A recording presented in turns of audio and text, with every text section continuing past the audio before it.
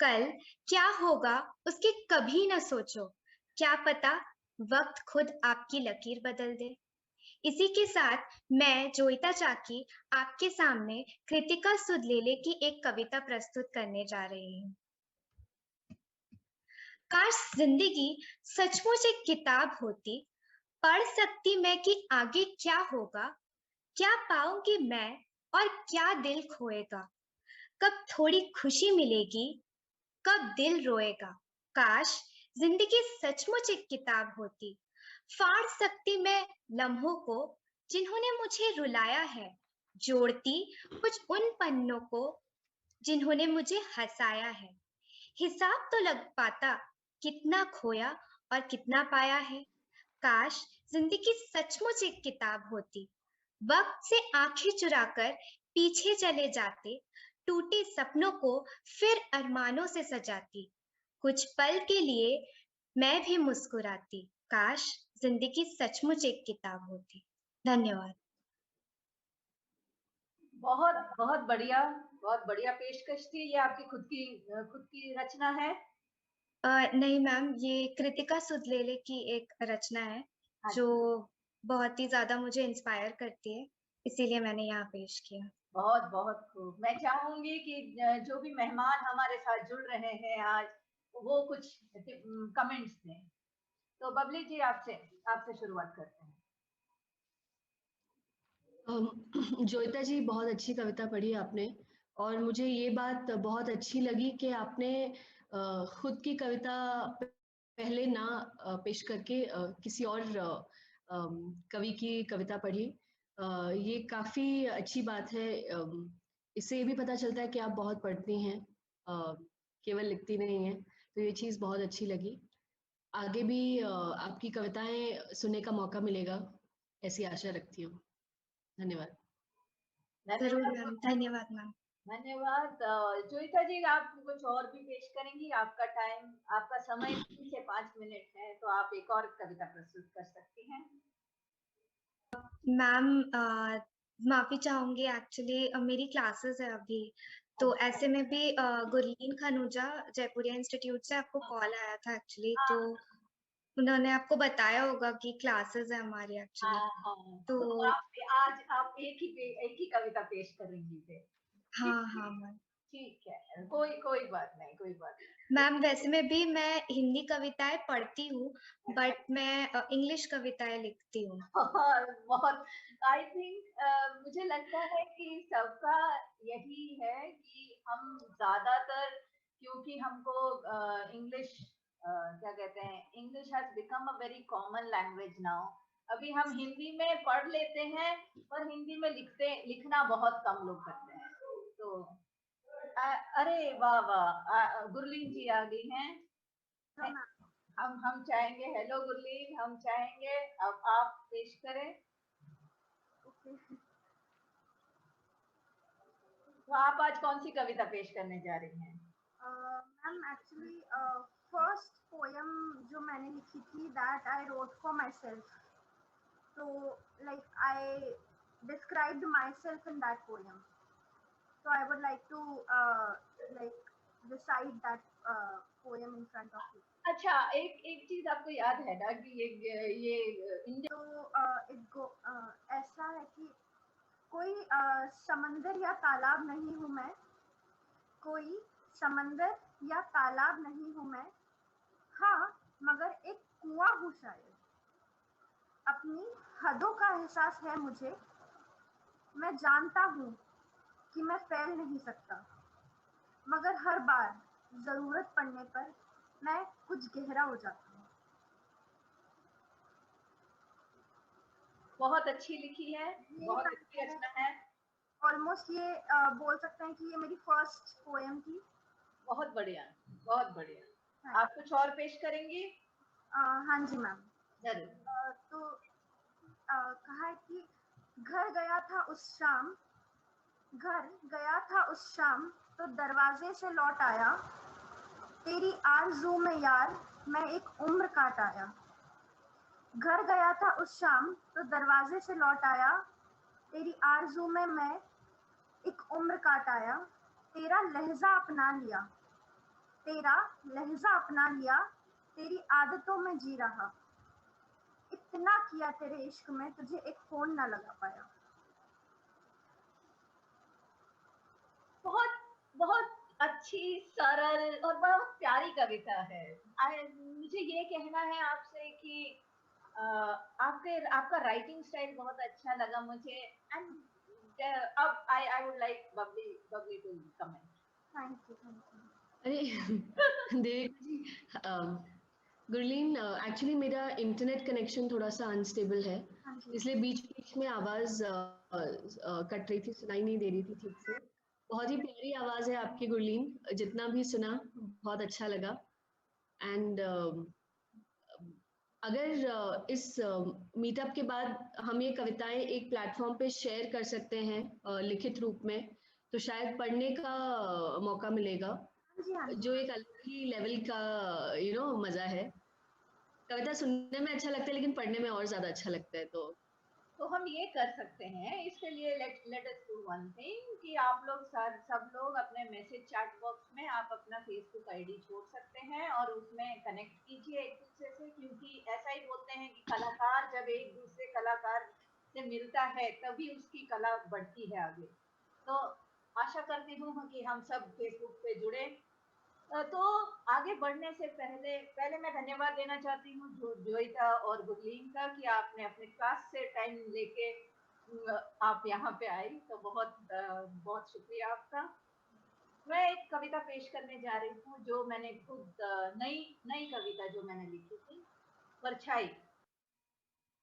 परछाई मेरी सातिन है, गम में खुशी में हर वक्त साथ चलती है, मेरा हाथ पकड़कर आश्वासन देती है, कम से कम एक तो पक्की सहेली मेरी है,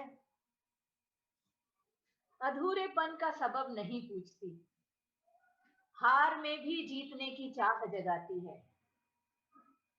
पर किसी के आ जाने से दुबक कर छुप जाती है। क्या ये मेरी कटुता नहीं जो मुझसे दुर्व्यवहार करवाए? कितनी नाशुक्र हो गई हूं मैं, परछाई से मुंह मोड़ बस आगे बढ़ती गई। धन्यवाद। तो बहुत अच्छा लगा। शुक्रिया शुक्रिया, धन्यवाद आप सभी का। मैं चाहूंगी कि आप गुरलीन, जोईता, आपके जाने से पहले आप एक बार बबली जी की कविता रचना सुने। मैं कह रही हूँ आप बहुत, you will be fascinated by it. या अरे देविका जी, आप ऐसे बोलोगे तो फिर मैं बहुत नर्वस हो जाऊंगी। अच्छा ठीक है, नर्वस नहीं करती। अब next speaker, next participant Babli. तो मैं सर्वेश्वर दयाल सक्सेना की एक छोटी सी कविता है जो मैंने बहुत रिसेंटली पढ़ी थी और ये मुझे बहुत अच्छी लगी, बस 3-4 लाइंस हैं इसमें। उसने झरने में मुंह धोया, पेड़ का फल खाया और घास पर सो रही है, अब तीनों सोच रहे हैं वो किसकी है। So deep.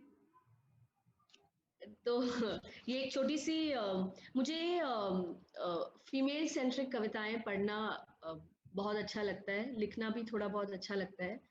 तो इस विषय पे एक छोटी सी कविता थी जो मैंने सुनाई। इसके अलावा अगली जो कविता मैं सुनाना चाहती हूँ उसका कोई शीर्षक तो नहीं है, बहुत पहले लिखी थी, सुनाती हूँ। जरूर। शिखर पर चढ़ता साहसी क्या सोचता है इस बात को कि देख पाया ना कोई उसे हिम चोटी को लांघते हुए, तो कम हो जाएगी उसकी गरिमा। फिर क्यों सोचता है लेखक या कवि कि अगर छप ना पाई उसकी रचना तो धरती फट जाएगी, सूरज बुझ जाएगा, घूमती पृथ्वी रोक लेगी अपना भ्रमण। ऐसा कुछ नहीं होगा, ना होना चाहिए। कविता मोहताज नहीं है तालियों की गड़गड़ाहट की, नोटों की बारिशों की। ये अपने आप में शक्ति है और शारदा भी। एक निर्जीव पत्ते को भी छू ले तो जी उठेगा वो फिर से। ये एक कविता थी जो मैंने लिखी थी बहुत बहुत खूबसूरत साल। है, बहुत खूबसूरत है। और मेरे को सबसे ज्यादा मन को छू गई कि आपने जो वो बात बोली कि कविता तालियों की गड़गड़ाहट नहीं चाहिए हमें। अगर हम जी अपनी रचना से किसी को छू पाते हैं, किसी के मन को छू पाते हैं, वही एक कवि की या कवियत्री की या किसी भी आर्टिस्ट की यही एक कल्पना होती है कि जी। हम अपनी रचना के द्वारा किसी के मन को छू जाए। बहुत लेकिन देविका अक्सर ये होता है कि जब भी हम कोई काम करते हैं अपने लिए या दूसरों के लिए, तो हमारा सबसे पहला रिएक्शन यही होता है कि इट शुड गेन समथिंग, कुछ मिलना चाहिए उससे। वो जो वो शायद आजकल हो गई है। हाँ पहले आप अगर बिल्कुल पहले के आर्टिस्ट को देखें या 10 साल 20 साल पहले के आर्टिस्ट को देखें, they were not so like उनका बस गोल था कि मुझे लिखना है इसलिए मैं लिख रहा हूँ या लिख रही जी हूँ। बिल्कुल या अगर अगर कोई, जैसे हम लोग थिएटर में भी हैं, अगर मुझे मुझे अभिनेता बनना है, अगर मुझे अभिनय करना है तो मैं अपने लिए करूंगी, ये नहीं कि ऑडियंस कितनी आती है। तो जी दिस होल नंबर गेम ये बहुत अभी आ गया है, अभी रीसेंट इफेक्ट है ये। ठीक है, आई जी I am very lucky that I was born in a period where I could appreciate art without the number game. So very good. तो बहुत अच्छी। आप कुछ और भी सुनाएंगी क्योंकि अभी है एक एक और। नई कविता, हाँ एक जरूर। नई कविता सुनाऊंगी, शायद आपने सुनी हो क्योंकि मैंने शेयर की थी पहले। अम, आप आजकल प्रेम पे लिखने का बहुत शौक चढ़ा है मुझे, तो ठीक है, पिछले 2-3 महीने। नए तरीके से प्रेम कर रही हैं आप। अभी थिएटर से हाँ, प्रेम कर रही हैं, अपने से जी प्रेम कर रही हैं। ठीक है। बिल्कुल। तो शुरू करती हूँ। मेरी अक्सर कविताओं का कोई शीर्षक नहीं होता, तो बस वो शुरू हो इरशाद, जाती हैं और फिर। इरशाद, इरशाद। आंखों के परे एक दुनिया है, बीचों बीच या पीछे ये कहना मुश्किल है, लेकिन जब जब तुम इन्हें टटोलते हो तो ये दुनिया खुलने लगती है, 40 चोरों की गुफा की तरह। तुम अली बाबा लगते हो जो बेधड़क घुस आते हो मेरे अंतर मन में और ले जाना चाहते हो मेरे सारे मोती जवाहरात। लेकिन सुनो एक बात, मैंने अभी अभी खुद को भरना सीखा है, खुद के लिए गाना सीखा है, मुस्कुराना सीखा है। खुद के लिए जीना एक पहाड़ है जिसे चढ़ने के लिए मैं जूते खरीदने के पैसे अब तक जमा कर रही हूं। हंसो मत, तुम भी जानते हो कि जब तुम इन्हें टटोलते हो मैं गुम होने लगती हूं, तुम में, हम में। क्या तुम सच में चाहते हो मेरे अस्तित्व का गुम हो जाना एक बार फिर से? बस। बहुत ही बेहतरीन है मैम ये। बहुत बेहतरीन है। और and शुक्रिया अनुज। the concept which you have tried to promote, self love, बहुत बहुत अच्छी है। और मैं जी चाहूंगी कि जोइता और गुरलीन आप अपने विचार प्रकट करें। आप बताएं कैसा लगा आपको। मैम बहुत अच्छा लगा मुझे। मैंने ये मेरा फर्स्ट ओपन माइक या ऐसा कोई एक्सपीरियंस है। लाइक मैंने बहुत सारी पोएम्स लिखी हैं, बहुत सारा कुछ लिखा है, बट मैंने कभी उसको मतलब रिसाइटिंग में काफी नर्वसनेस या पता नहीं कुछ हो जाता है रिसाइटिंग में। तो बहुत अच्छा था आज। शुक्रिया। Thank you. मैं आशा करती हूँ कि आप ऐसे और मौकों में हमारे साथ जुड़े। अगले अगले और ओपन माइक एडिशन होंगे, आप हमसे फिर से जुड़े और हम इसी तरह से, it is an exchange of thoughts, ideas, and basically we are celebrating the diversity of Indian literature. तो जैसे मैंने कहा, भारतीय संस्कृति बहुत बड़ी है और उसको हम ठीक से जानते नहीं हैं अभी। तो this is my attempt. Joita, आपके क्या ख्याल है?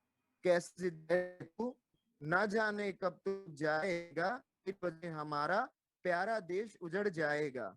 मार रहा है तू बच्चे बूढ़े और जवानों को, औरत के फ्रीडम को, ना जाने तू कब मौन सो जाएगा। वक्त आया है खराब, वो भी गुजर जाएगा। आया नौबत मंदिर बंद करने का, और तो और खुद को घर पे कैद करने का। तेरी वजह से हुआ वीरान हमारा देश और उजड़ा हमारा भेष। तू है बड़ा कातिल, तूने मारा लाखों को, किसी को भूखमरी से तो किसी को तेरे असर से।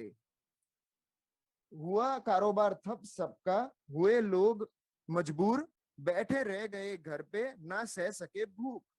वक्त आया है खराब, वो भी गुजर आएगा। तेरी वजह से हुई डॉक्टर और पुलिस की लेफ्ट राइट, निकल गया उनका दम, फिर भी ना आई तुझे लाज हम। तूने किया बच्चों का भविष्य बेकार, देश का इकोनॉमी थर्ड क्लास। तू ले गया देश को सालों पीछे, कर रहा सबका हाल बेहाल। इंसान को लगा इंसान से डर, कैसा तेरा कहर है। चेहरे पे चिपका मास्क और हर जगह कोविड का लहर है। वक्त आया है खराब, वो भी गुजर जाएगा। वक्त आया है खराब, वो भी गुजर जाएगा।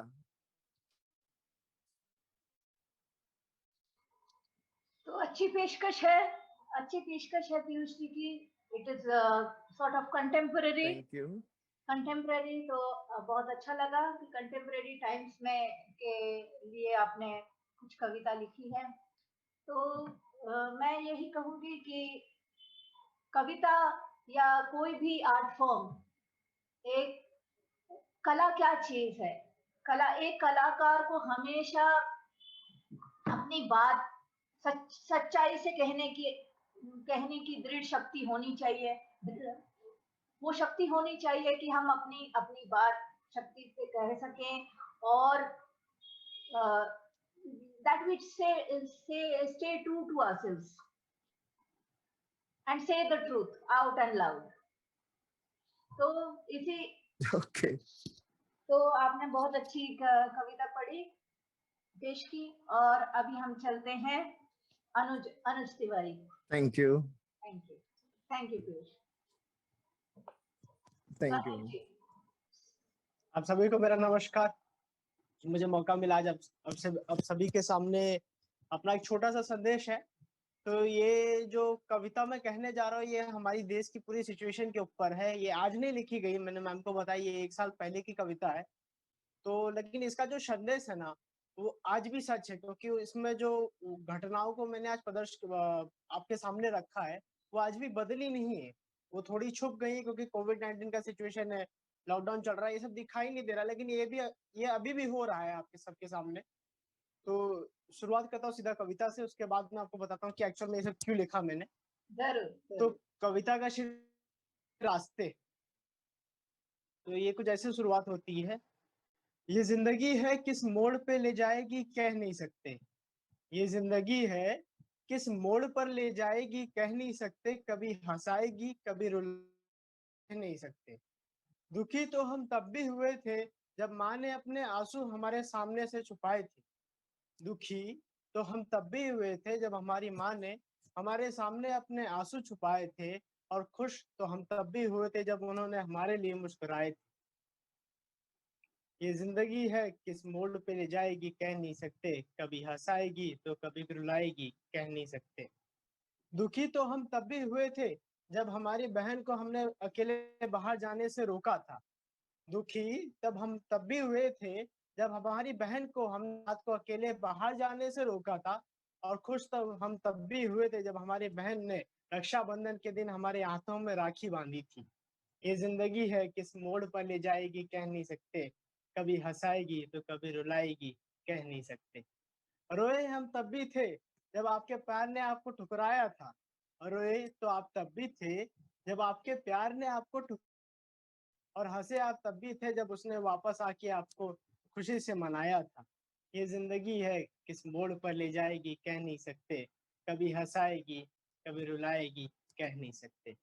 रोए तो हम तब भी थे जब हमारे एग्जाम में कम नंबर की आने की वजह से निराशा का बादल छाया था। थे तब हम भी थे, जब एग्जाम के कम नंबर से हमारे ऊपर निराशा का बादल छाया था, और हंसे हम वापस तब भी थे जब हमारे पिताजी ने उस निराशा के बादल को आशाओं की तूफान में बदलना सिखाया था। ये जिंदगी है किस मोड़ पर ले जाएगी कह नहीं सकते, कभी हंसाएगी तो कभी रुलाएगी कह नहीं सकते। रोए आप तब भी थे जब बचपन ने बुखार ने आपको सुताया था। रोए तो आप तब भी थे जब बचपन में छोटे समय में बुखार ने आपको सताया था, और हंसते आप तब भी थे जब रात भर बैठ के आपके माता पिता ने उस बुखार को गीले कपड़े से भगाया था। ये जिंदगी है किस मोड़ पर ले जाएगी कह नहीं सकते, कभी हंसाएगी तो कभी रुलाएगी कह नहीं सकते। रोए हम तब भी थे जब उन दरिंदों ने हमारे बहन को छुआ था। रोए हम तब भी थे जब उन दरिंदों ने हमारे बहन को छुआ था और जला के रास्ते पे फेंक दिया था। और हंसे हम तब भी थे जब उन दरिंदों का इनकाउंटर पूरे न्यूज में छाया था। ये जिंदगी है किस रोड पे ले जाएगी कह नहीं सकते, कभी हंसाएगी तो कभी रुलाएगी कह नहीं सकते। हारे हम तब भी थे जब हॉस्टल के उन गहरी रातों में हमें घर की याद आई थी। हारे तो हम तब भी थे जब हॉस्टल की उन गहरी रातों में हमें अपने घर की याद आई थी, और खुशी तो हमें तब भी आई थी जब हमारे दिवाली की छुट्टियां हमें घर पे वापस ले आई थी। ये है किस मोड़ पे ले जाएगी कभी कह नहीं सकते, कभी हंसाएगी तो कभी रुलाएगी कह नहीं सकते। दुखी तो हम तब भी थे जब टीचर ने हमें क्लास से बाहर निकाल फेंका था। दुखी तो हम तब भी थे जब हमारी टीचर ने हमें क्लास से बाहर निकाल फेंका था, और खुश तो हम तब भी हुए थे जब हमारे बाद हमारे दोस्तों को उठा के बाहर फेंका था। ये जिंदगी है किस मोड़ पर ले जाएगी कह नहीं सकते, कभी हंसाएगी तो कभी रुलाएगी कह नहीं सकते। ये जिंदगी है दोस्तों, ये सिलसिला यूं ही चलता रहेगा, कभी कुछ होगा तो कभी कुछ होगा, हंसना होना तो यूं ही लगा रहेगा। ये निराशा के बादल हैं जो आपके ऊपर छाते रहेंगे, पर आशाओं की तूफान से आपको उनको हटाना जरूरी है। ये जिंदगी है, ये कभी हंसाएगी कभी रुलाएगी कह नहीं सकते। आप सभी को मुझे सुनने के लिए धन्यवाद। बहुत अच्छा था, बहुत अच्छा। और बहुत आपने बहुत सारी हमारी पुरानी यादों, लाइक स्टूडेंट टाइम्स को याद दिला दिया हम आपने। हमने हमने भी ऐसे काम कार्य बहुत किए हैं। तो बहुत अच्छा। पीयूष, आपको कैसा लगा?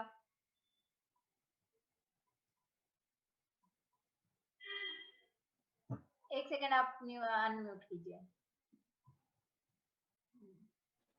हाँ जी, आप बताएं, आपको कैसा लगा? या मुझे काफी अच्छा लगा, और काफी पुरानी यादें ताजा हुई, और काफी चीजों के अंदर वो सच्चाई और वो चीज देख के थोड़ा सा निराशा भी हुआ, जिस तरीके से वो बताया, उन्होंने बताया कवि ने कि कैसे दरिंदों ने छुआ था।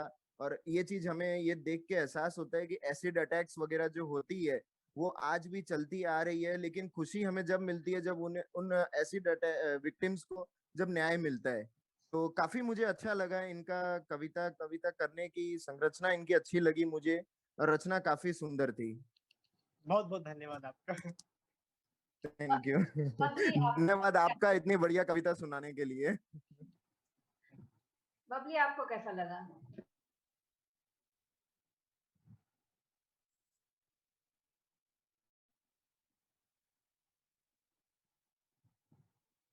या आवाज आ रही है?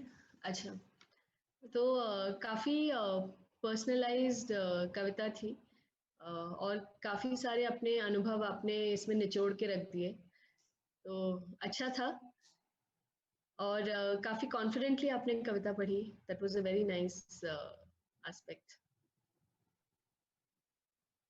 जी एक्चुअल में क्या था, ये जो कविता है इसमें मेरा मकसद ये नहीं कि आप मेरे बारे में या फिर कुछ जाने। मेरा केवल एक संदेश था जो हमने रखा कि ये जिंदगी है, कभी भी आपको कहीं भी, मतलब ये जो घटनाएं हैं आगे पीछे हैं, इसको कोई लाइन नहीं था। जब मैंने इसको पिछली बार भी लोगों के सामने रखा था, तो ये जिंदगी है, इसमें कोई भी चीज का कोई समय नहीं होता, कभी भी कोई भी चीज आती है जाती है। और रही बात है ये जो दरिंदों वाली मैंने लाइन लिखी है, ये एक्चुअल में इस लाइन की वजह से पूरी कविता आई थी, कि मैं एक्चुअल में कैसे बताऊं कि यार ये चीजें होती हैं, हम कुछ कर भी नहीं सकते और देखना भी पड़ता है। वो समय जलाया गया था एक लड़की को, हमारे दिल्ली के पास में नोएडा है, नोएडा में जलाया गया था एक लड़की को, उसके ऊपर मैंने लिखा था। तो उसका बहुत न्यूज पे 2-3 दिन तक बहुत लड़ाइयाँ चालू हो गई थी। आप जानो ना, हमारी मीडिया आज इतनी खराब हो चुकी है कि कि वो अपना कंट्रोल नहीं होता तो फिर वो लड़ाई। आपने कला के माध्यम से, अपनी कविता के माध्यम से बहुत अच्छा संदेश दिया है लोगों को। आशा करती हूँ आप ऐसी कविताएं और लिखें। तो आप कुछ और पढ़ना चाहेंगे? हाँ मैम, एक और कविता मेरी छोटी सी, ज्यादा बड़ी नहीं है, वो भी मैं हाँ। आपके सामने रखता हूँ। हाँ। एक मिनट।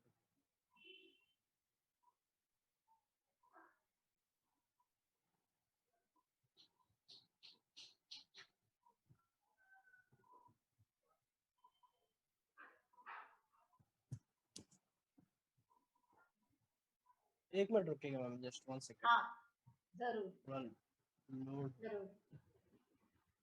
तो अभी ये बहुत बड़ा सवाल है जो कई बार कई लोग अपने आप से पूछते हैं, तो मैं सोचा कि आज आप सबके सामने छोटी सी कविता लिखता हूँ। जरूर। मैं कौन हूँ पूछता हूँ मैं सबको, कि आखिर मैं कौन हूँ। मैं खुद को समझाता हूँ, खुद ही को गिराता हूँ और फिर से खुद ही को उठाता हूँ। आखिर मैं सबसे पूछता हूँ कि आखिर मैं कौन हूँ। दिखता है समझे सब कुछ, किसी को नहीं बताता हूँ। मैं सब जानता हूँ फिर भी नहीं बताना चाहता हूँ, अपने दिल में सब छुपाता हूँ। मैं आखिर कौन हूँ। मैं कौन हूँ, बातें सबसे करना चाहता हूँ पर बोलता नहीं हूँ। सबको अपना दिल का हाल बताना चाहता हूँ पर केवल सुनता हूँ, कुछ कहता नहीं हूँ। मैं कौन हूँ। मैं कौन हूँ, बातें एक जमाने में मैं सबसे किया करता था, फिर अचानक बोलना छोड़ दिया। बातें एक जमाने में मैं सबसे किया करता था, फिर आजकल सबसे बोलना छोड़ दिया। सबको सबसे बोलना चाहता हूँ फिर भी कुछ नहीं बोलना पाता हूँ। आखिर मैं कौन हूँ। अगर आपको पता हो तो जरूर बताइएगा आखिर मैं कौन हूँ। धन्यवाद।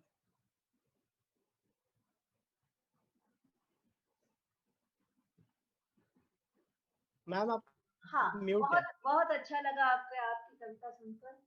दिस इज ऑल्सो अनदर, क्या कहते हैं, बहुत स्ट्रॉन्ग पोयम है।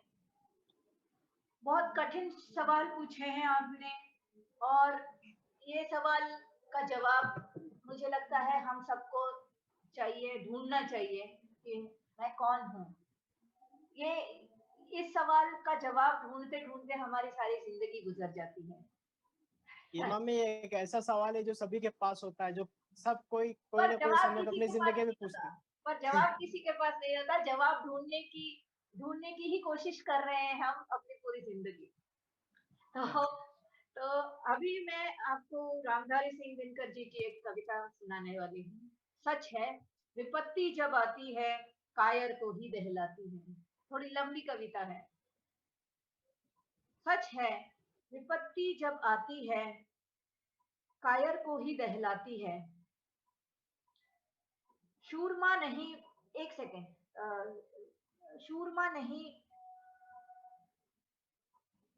2 मिनट, सॉरी, थोड़ा पॉज करना पड़ेगा। तो कविता को फिर से पढ़ती हूँ। सच है, विपत्ति जब आती है कायर को ही दहलाती है। शूरमा नहीं विचलित होते, क्षण एक नहीं धीरज खोते। विघ्नों को गले लगाते हैं, कांटों में राह बनाते हैं। मुख से ना कभी उफ कहते हैं, संकट का चरण ना कहते हैं। जो आ पड़ता सब सहते हैं, उद्योग निरत नित रहते हैं। शूलों का मूल नसाने को, बड़ खुद विपत्ति पर छाने को। है कौन विघ्न ऐसा जग में, टिक सके वीर नर के मग में। खम ठोक ठेलता है जब नर, पर्वत के जाते पांव उखड़। मानव जब जोर लगाता है, पत्थर पानी बन जाता है। गुण बड़े एक से एक प्रखर, हैं छिपे मानवों के भीतर। मेहंदी में जैसे लाली हो, वर्तिका बीच उजियाली हो। बत्ती जो नहीं जलाता है, रोशनी नहीं वो पाता है। पीसा जाता जब इक्षु दंड, झरती रस की धारा अखंड। मेहंदी जब सहती है प्रहार, बनती ललनाओं का सिंगार। जब फूल पिरोए जाते हैं हम उनको गले लगाते हैं। वसुधा का नेता कौन है, भूखंड विजेता कौन हुआ, अतुलित यश क्रेता कौन हुआ, नव धर्म प्रणेता कौन हुआ, जिसने ना कभी आराम किया, विघ्नों में रहकर नाम किया। जब विघ्न सामने आते हैं सोते से हमें जगाते हैं। मन को मरोड़ते हैं पल पल, तन को झंझोरते हैं पल पल। सतपथ की ओर लगाकर ही जाते हैं हम जगाकर ही। वाटिका और वन एक नहीं, आराम और रण एक नहीं। वर्षा आंधड़ आतप अखंड, पौरुष के हैं साधन प्रचंड। वन में प्रसून तो खिलते हैं, बागों में शाल न मिलते हैं। कंकरिया जिनकी सेज सुघर, छाया देता केवल अंबर। विपदाएं दूध पिलाती है, लोरियां आंधियां सुनाती है। जो लाक्ष गृह में जलते हैं वो ही शूरमा निकलते हैं। बढ़कर विपत्तियों पर छा जा मेरे किशोर मेरे ताज। जीवन का रस छन जाने दे, तन को पत्थर बन जाने दे। तू स्वयं तेज भयकारी है, क्या कर सकती चिंगारी है। धन्यवाद। तो अभी तक हम Thank you, Devika. Thank you, Anuj, Piyush, and Chintan, I think, has just joined us. Yeah. So, Thank you all very the much best. for your amazing art. Thank you so much. Okay. Wish you all the best. Thank you. और आशा है फिर मिलना होगा हमारा. जरूर मिलेंगे जरूर. Okay. चलिए अब नमस्ते. आगे बढ़ते हैं हमारे नेक्स्ट स्पीकर जो है चिंतन गांधी. पहले तो मैं माफी मांगूंगा सबसे कि I am beyond fashionably late now. कविता जो कहने वाला हूँ सुनाने वाला हूँ वो गुजराती में है. ओके. और शीर्षक है ओह मेरे तानाशाह मेरे ओह मारा तानाशाह मारा वाला तानाशाह. हिंदी में कहूँ तो ओह मेरे तानाशाह मेरे प्यारे तानाशाह. वाह. और अब देखो हमने सब प्रयत्न कर लिए तो अब हमने सोचा कि चलो भीख ही मांग ले. अब कुछ बचा ना रही, कोई वजह ना रही. द्वेष कर लिया, क्रोध कर लिया, उद्दंडता दिखा दी, तब भिक्षा ही सही, शायद भिक्षा के रूप में कुछ मिल जाए. हाँ तो सुनिएगा. ओह मारा तानाशाह मारा वाला तानाशाह, ओह मारा वालीड़ा मारा वसलते हिंद न तानाशाह. हूँ तने कहीं कही શકું તો તું મારી તાકાત નથી વારા. હું તને કઈ કહી શકું તે તો મારી તાકાત નથી રે વાલા. અને કહેલી વાત તું માણી લે તે તો શક્ય નથી વાલા. અને કહેલી વાત તું માણી લે તે તો શક્ય નથી રે વાલા. ઓહ મારા તાનાશાહ મારા વાલા તાનાશાહ. તારા મોઢે કોઈ મોહર નથી અને કદી જોયું નથી રે વાલા. તારા મોઢે કોઈ મોહર નથી ના કદી મેં જોયું છે રે વાલા. તારા આંખે કોઈ પાટા નથી કે તું કઈ ના જોઈ શકી રે વાલા.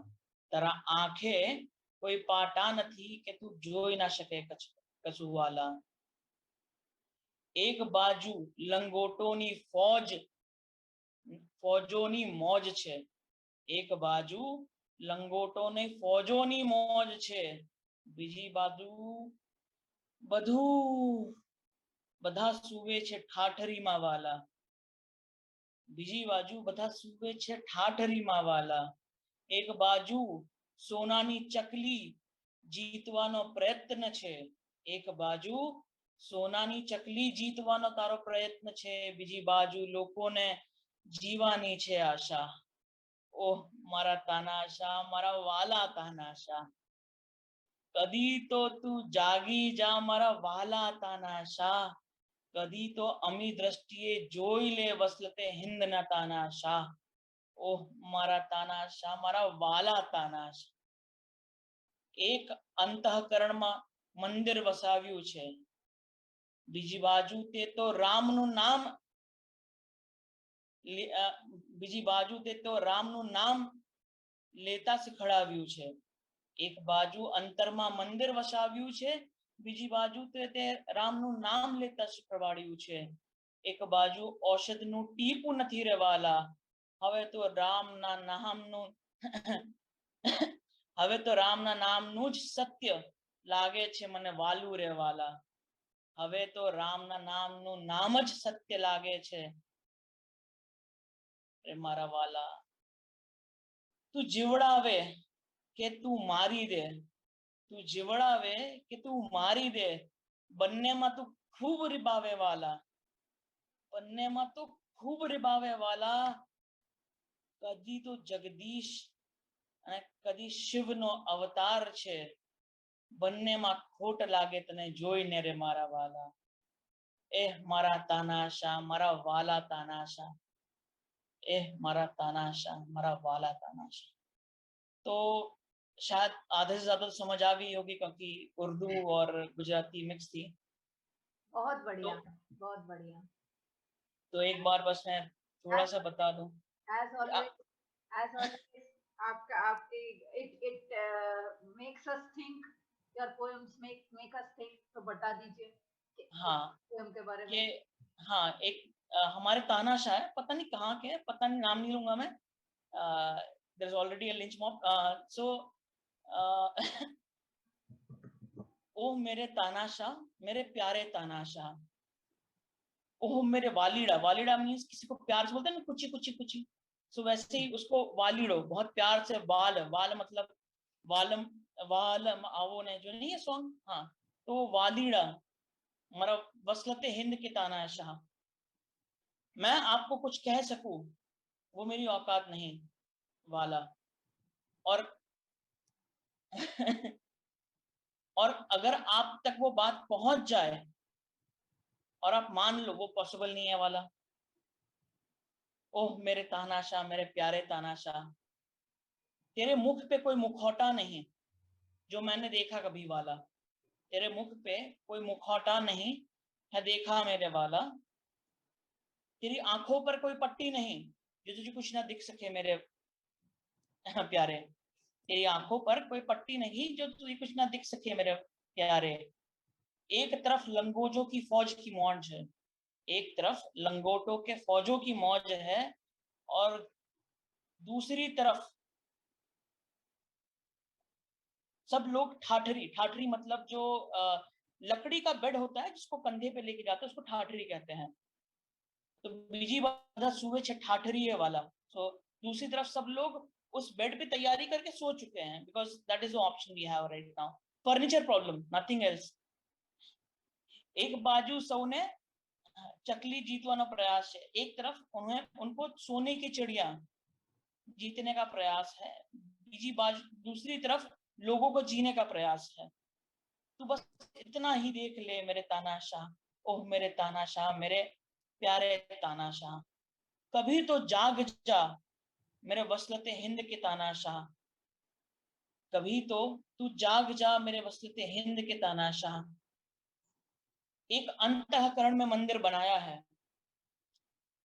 दूसरी तरफ नाम राम का नाम लेना तूने ही तो सिखाया है। एक अंतःकरण में मंदिर बनाया है, दूसरी तरफ राम का नाम लेना ही तूने तो सिखाया है। एक तरफ एक बूंद नहीं औषधि की, अब राम नाम सत्य कहना ही सीखना और सिखाया है, और सीख आया है, that will be right word Hindi में। अब राम नाम का सत्य हमें सीख आया है। तू जिलवाता है और मरवाता है, तू जीने की आशा भी उतनी ही देता है जितना मरने की आशा, पर दोनों में बड़ा रुदन रिब रिब के मरना, रिब रिब के जीना, तो दोनों में बड़ा तू रिबवाता है, जीने में और मरने में। अभी तो तू जगदीश है कभी शंकर का रूप न लगे मुझे वाला। ना तू जगदीश मतलब विष्णु भगवान ना कभी शंकर, दोनों के स्वरूप ना लगे तुझ में मेरे तानाशाह। ओह मेरे तानाशाह, मेरे प्यारे तानाशाह। एक बड़ी एक छोटे मोटे मुख भेदी भिखारी की एक भाई भंजनीय कोशिश थी हमारे तानाशाह के लिए। कहाँ के है तानाशाह में वो नहीं बता रहा हूँ। Thank you everyone. आशा करती हूँ कि आपकी जो सूचना है या आपका जो संवेद है वो पहुंच जाए सही जगह। तो आशा To करती whomsoever हूँ it may concern. नहीं किसी को भी हाँ, जिसको हाँ, पहुंचनी चाहिए उसको पहुंच जाए, आशा जी करते जी हैं। जी। तो हम अपने अगले स्पीकर को बुलाते हैं, वो है हरीशचंद्र जी। आपका बहुत बहुत नमस्कार, आपका बहुत बहुत शुक्रिया कि आप यहाँ आए और हमें फिर से मौका मिल रहा है आपकी कविता सुनने को, तो मैं बहुत खुश हूँ आज। तो आइए, चलिए। नमस्कार वेदिका जी, और आप सभी साथियों को मेरी तरफ से प्रणाम। और थोड़ा सा बिजी था शेड्यूल मेरा, तो ऑफिस आर रहते हैं, तो बहुत सारे ऐसे रचनाकार हैं जो उनको शायद प्लेटफॉर्म नहीं मिलता सही, या शौकिया तौर पे लिखते हैं, पर उनकी रचनाएं उतनी ही असर रखती हैं अगर जितनी एक बड़े रचनाकार की रखती हैं। बड़े तो खैर हम लोग ही बनाते हैं, जैसे श्रोता जुड़ते रहते हैं वो लोग उसको जानते हैं, पहचानते हैं उनके शायरी के माध्यम से। तो हिंदी में कविताएं बोला जाता है, तो मेरा हिंदी और उर्दू में थोड़ा मिक्स रहता है, तो मैं शायरी बोलूंगा अपने लिए। तो पेश करने की इजाजत आप दीजिएगा, पेश करूं? इरशाद इरशाद। इंशाअल्लाह। चल दिए हैं उम्मीद लेकर जिंदगी की राह में, चल दिए हैं उम्मीद लेकर जिंदगी की राह में, कभी कलम तो कभी लफ्जों की छाव में। बड़ा सुकून मिलता है एहसासों को लिखने में, बड़ा सुकून मिलता है एहसासों को लिखने में, दिल को बोझिल कब तक रखे जिंदगी की चाह में, किरदार हर्ष का निखर गया है हिजर की आग में, अब अपने से लगते हैं अश्क और घाव से, तू भी चल रुक क्यों गया चलना जिंदगी है, तू भी चल रुक क्यों गया चलना जिंदगी है, थमना जिंदगी नहीं जिंदगी से बेरुखी है, जिंदगी से बेरुखी है। वाह वाह वाह, बहुत खूब। ये कब लिखी आपने? ये लिखते रहते हैं रोज कुछ ना कुछ। तो कुछ इसका तो मतलब पोस्ट कर देते हैं, कुछ रख लेते हैं। हाँ, तो इसका मतलब हम 2 महीने बाद मिल रहे हैं, तो हमने बहुत देर कर दी। इसका मतलब हमें ज्यादा शीघ्र ही मिलना चाहिए फिर। मिलना तो चाहिए शीघ्र, 2 महीने का विलम्ब बहुत ज्यादा रहता है, आपसे मैंने बोला भी था थोड़ा सा 2 महीने का 1 महीना किया जाए तो हाँ, और अच्छा रहेगा। वो करेंगे जरूर जी। तो तो मेरे पास वक्त कितना ये बताइए? आपके पास और 3 से 4 मिनट है। आराम से आप पढ़िए। ओके। तो मैं थोड़ा सा फर्स्ट वो 4 मिनट है, शायरी तो रचनाएं तो बहुत हैं। तुझे फुर्सत ना मिली अपने से मिलनों की, ये मैं शायरी एक्चुअली ये डेडिकेट करना चाहता हूँ उन सभी लोगों को। डेडिकेट तो नहीं कहना चाहिए कि लोग अपने पेरेंट्स को छोड़कर एक जिंदगी की चाह में बाहर चले जाते हैं और शायद कभी मुड़कर आते नहीं है, शायद ये आना नहीं चाहते, उनको हिंदुस्तान बुरा लगता है देखने में, तो उनके जो है वियोग से उनके पेरेंट्स माता पिता अपने बिछड़ जाते हैं। तो थोड़ा सा एक विचार आया था, उस विचार को मैंने पेश किया है इस माध्यम से। तुझे फुर्सत ना मिली अपने से मिलनों की, गैरों संग रातें गुजर गई, तुझे फुर्सत ना मिली अपने से मिलनों की, तेरी गैरों संग रातें गुजर गई, देती रही निगाह दस्तक दरवाजे पर, उन दरवाजों की चौखट निकल गई। एक तू ना आया सब आए, एक तू ना आया सब आए, धीरे धीरे घर से सबकी अर्थी निकल गई, धीरे धीरे घर से सब। बहुत खूब। शुक्रिया। अनुज चिंतन, आप कुछ कहना चाहते हैं इनकी रचनाओं पर? सर के आगे हम क्या ही करें, इनकी जो रचना इतनी बेहतरीन है कि अब क्या ही कह सकते हैं इस पे। जो इन्होंने अनुज बात जी कही, सॉरी सर, आप बोल लीजिए अनुज जी। इन्होंने अभी जो बात कही एक कि लोग बाहर चले जाते हैं, अभी आते नहीं हमारे देश में, ये आज की समस्या नहीं है। मतलब मैं देख रहा हूँ कि ये बहुत सालों से ये हो रहा है। जब से मैं छोटा सा था तब से मैं न्यूज में देखता आ रहा हूँ कि भाई कई सारे साइंटिस्ट जो नासा में हैं, कई सारे क्रिकेटर्स जो इंडिया के हैं, वो कई साल बाहर चले जाते हैं बाहर के देशों के लिए। अगर वो आना चाहे हमारे देश में तो वो लोग आना नहीं चाहते, बोलते हैं यार कि इंडिया उतना अच्छा नहीं है। तो इसके ऊपर बिल्कुल मैंने कई बार कविताएं मैंने भी लिखी, लेकिन मैंने उसको कभी कहा नहीं। तो ये आज आपने अपने शब्दों से वो बात कही थी जो आज तक मैं ना कह पाया, तो उसके लिए बहुत बहुत धन्यवाद। धन्यवाद। अब चलिए हरीश जी जी जी एक खाली एक बात कहनी थी कि आप हिंदुस्तानी का इस्तेमाल जी करते हैं तो हिंदुस्तानी ही कह दे। हिंदी उर्दू का मिश्रण बड़ा कांचा लगता है आपके शब्दों में। आप इतने मुखर और प्रखर शब्दों का प्रयोग करते हैं, तो जी हिंदी उर्दू का मिश्रण हिंदुस्तानी ही आप इस्तेमाल कर रहे हैं, जो देश की असली बिल्कुल भाषा है। बिल्कुल, ऐसा नहीं, उर्दू संस्कृत से ही निकला, उर्दू बेसिकली। वो धीरे धीरे उर्दू को कईयों ने अपना अलग मान लिया, बट वो संस्कृत की देन है उर्दू बेसिकली। तो देखिए वही एक साहब उसमें वो टेक्निकलिटी में मैं जाना ही नहीं चाहता हूँ साहब। वो जी टेक्निकलिटी में वो ऐसा कीचड़ जिसमें जो कूदे वो भी नंगा, जो ना कूदे उसमें वो भी नंगा। बिल्कुल तो बिल्कुल। वैसे नहीं करना चाहते नहीं। हमें तो यही चल चाहते हैं कि भाई भाषा ऐसी जो दो जातियों को जोड़ दे, भाषा ऐसी बिल्कुल बिल्कुल बिल्कुल बिल्कुल जो दो सभ्यताओं को जोड़ दे। तो हम बिल्कुल उसी भाषा बिल्कुल के खोज में हैं। जी जी भाषा जी है, आप इस्तेमाल भी उतनी बेहतरीन ढंग से करते हैं, तो जी। चलिए आगे मैं रचना फिर पेश करना चाहूंगा। हाँ जी। एक आजकल के माहौल के ऊपर है। मैं बेसिकली पॉलिटिक्स के ऊपर लिखता नहीं हूँ, बचता हूँ उससे। तो फिर भी एक लिखने रहा नहीं गया तो कभी कभार लिख दिया गया, चंद लाइनें 6 लाइनें वो सुनाता हूँ।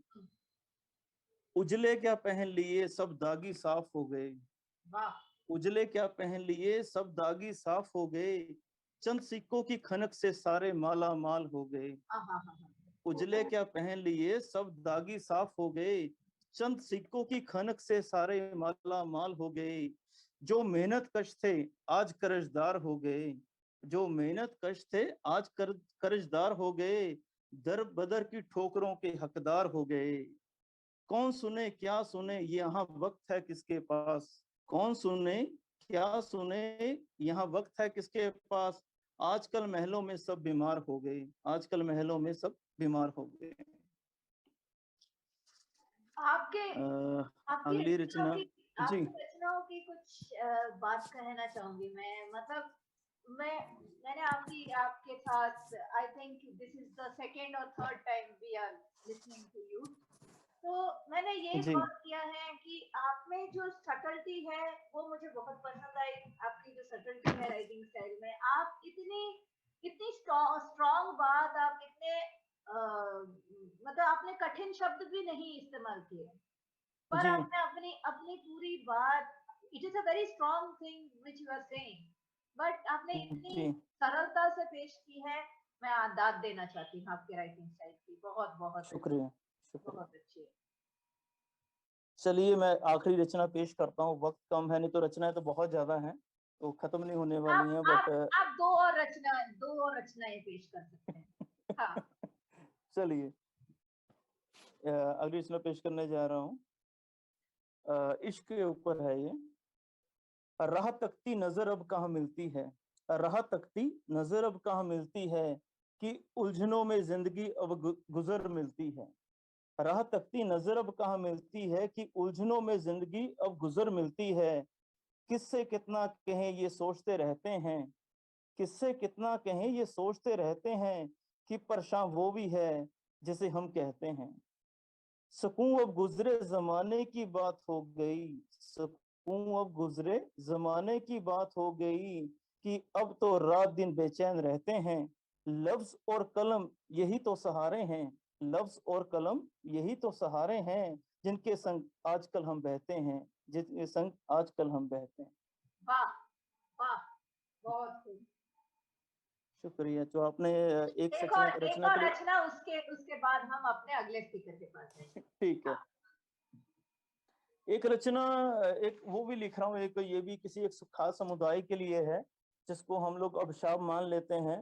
वो कहीं ना कहीं हमारी देन ही होती है दी हुई समाज में।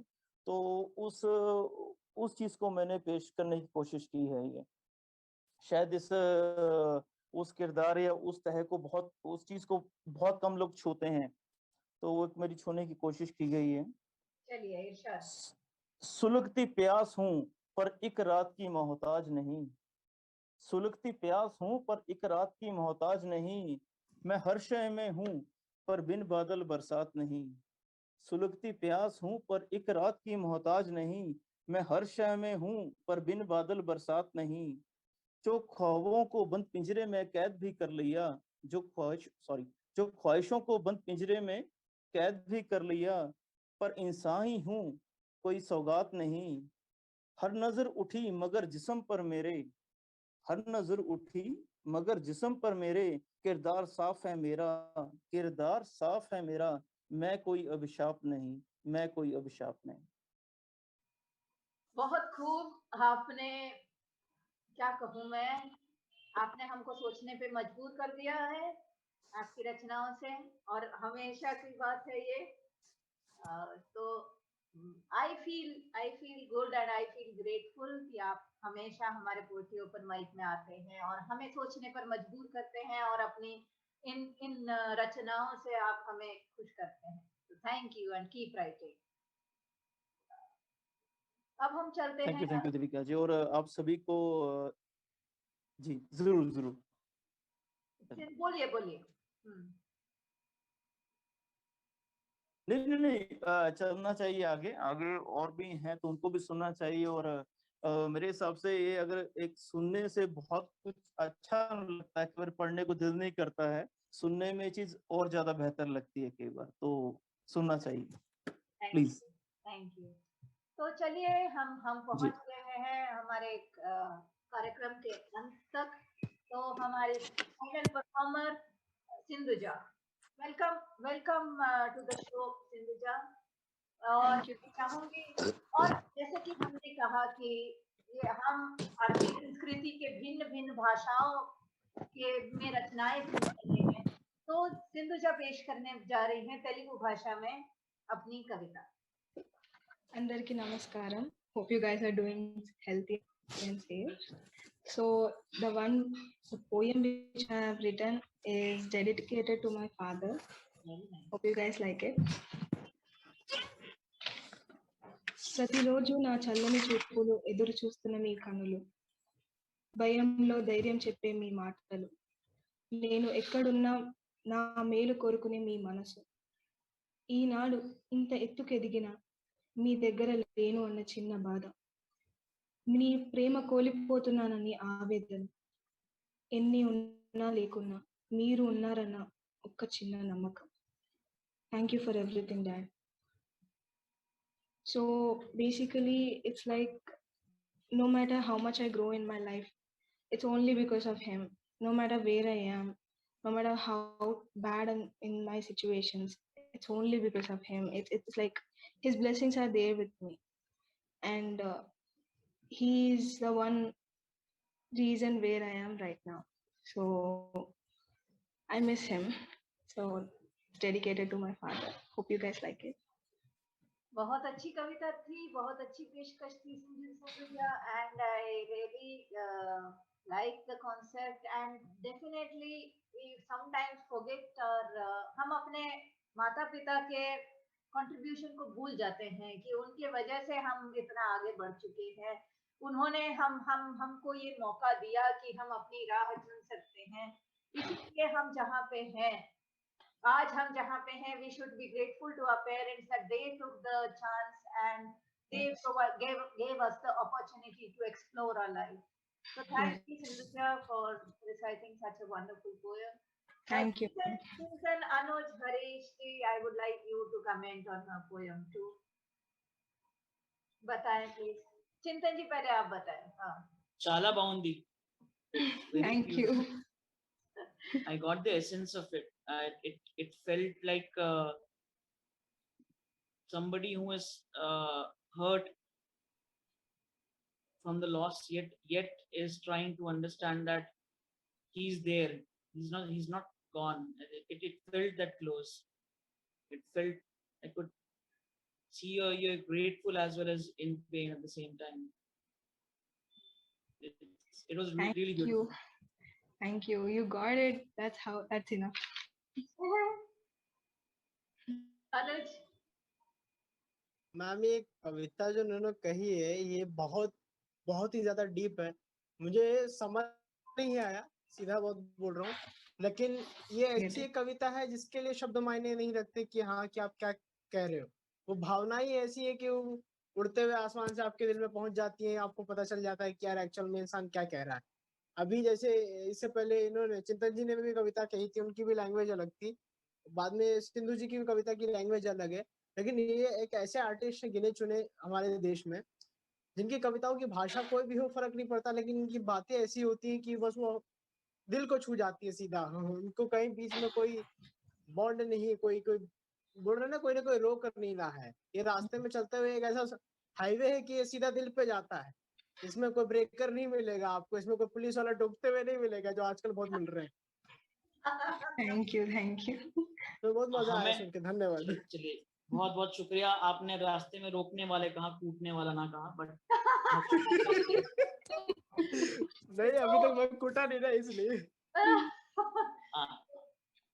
Thank you Devika ma'am for giving me this opportunity. हकीकत से हाँ तो मैं सबका आप सबका बहुत बहुत धन्यवाद, आप लोग आए और आपने अपना कीमती वक्त यहाँ बिताया। अगर कुछ समय है तो मैं आप पेश करना चाहते हैं, आप एक और कविता पेश कर सकते हैं अगर वक्त है।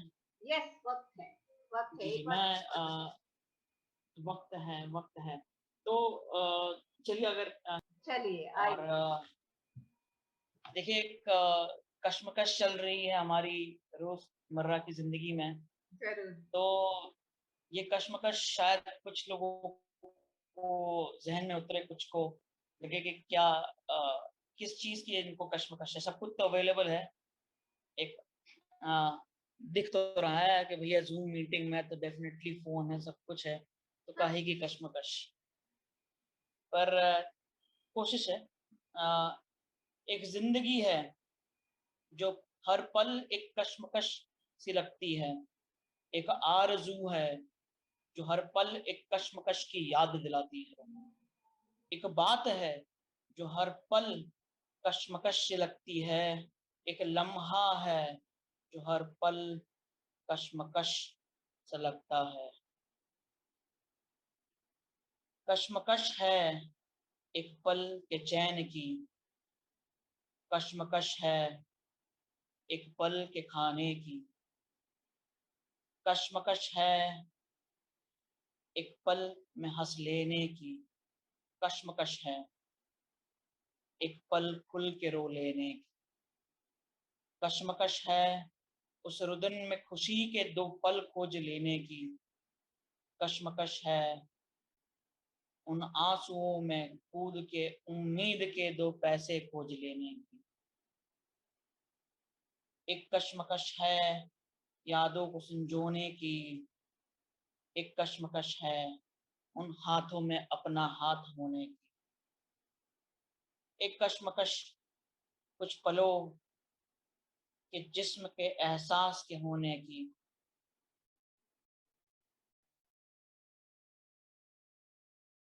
हर कश्मकश में दिल डूबा है, कश्मकश ने मुझे डुबोया है। एक जिंदगी है जो हर पल एक कश्मकश से लगती है। जितना आप लोगों को सुनती हूँ मुझे भी बहुत उम्मीद मिलती है और बहुत आशा मिलती है कि someday we will achieve what we have been aiming for. So thank you Chintan ji. अंत ये कार्यक्रम अंत करने से पहले मैं एक कविता पढ़ना चाहती हूँ जिसका शीर्षक है वक्त नहीं। हर खुशी है लोगों के दामन में, पर एक हंसी के लिए वक्त नहीं। दिन रात दौड़ती दुनिया में जिंदगी के लिए वक्त नहीं। माँ की लोरी का एहसास तो है, पर माँ को माँ कहने का वक्त नहीं। सारे रिश्तों को हम मार चुके, अब उन्हें दफनाने का वक्त नहीं। तो मैं यही कहना चाहूंगी, इस नोट पर मैं आपसे विदा लेना चाहूंगी। मैं आशा करती हूँ आप सबको बहुत बहुत पसंद आया होगा ये गाना, और मैं आशा करती हूँ कि अगले एडिशन में भी हम मिलेंगे जरूर। तो till then, goodbye and have a very happy weekend. Thank you Devta ji.